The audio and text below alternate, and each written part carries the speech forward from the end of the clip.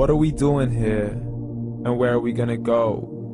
It's like we just woke up one morning, and then it's welcome to the show. Don't ask any questions, just go with the flow. Make as much money as you can, and try your best not to get broke. Copy everything you see on the TV, from the hairstyles to the clothes, and don't think too often, just do exactly as you're told. And if you ever get confused, then just turn towards the alcohol. You'll still hear your thoughts, then just turn up the radio as you learn to live a lifestyle of drugs, sex, and rock and roll.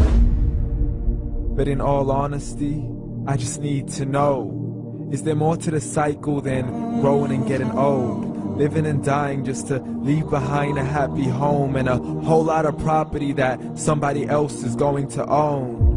I just really need to know before the casket's closed, 'cause I'm not willing to gamble with my soul, nor am I ready to take any chances. These are just simple life questions, and I'm just searching for some answers.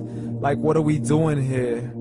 And what is our purpose? How did we get here, and who made us so perfect? And what happens once we go, or is this world all really worth it?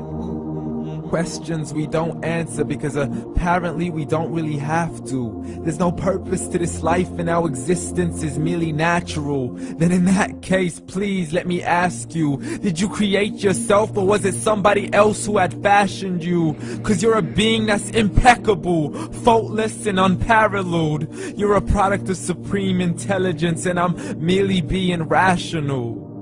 For there isn't a camera on this earth that can come close to the human eye, nor a computer that can compete alongside the human mind. And if the whole world was to come together, we wouldn't be able to create a single fly. So many signs, yet we still deny.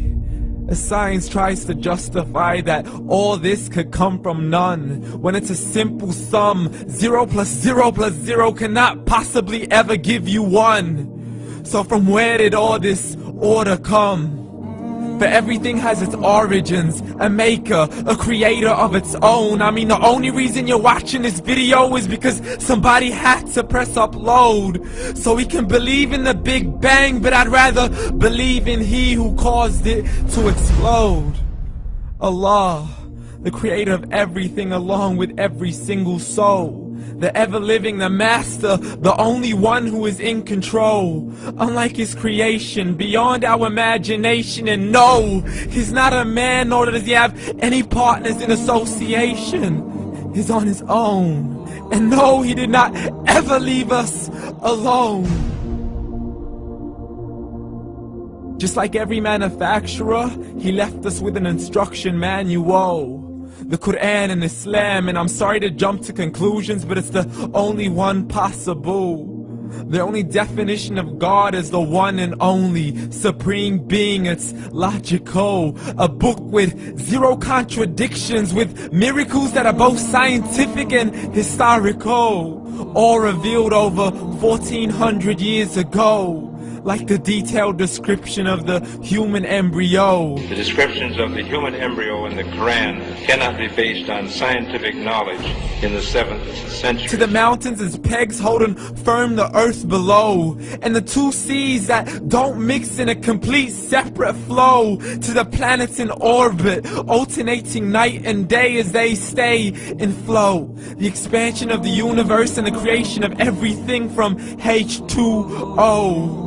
To the stories of the past and the preservation of Taraah. To identifying the lowest point in the land where Persia defeated Rome.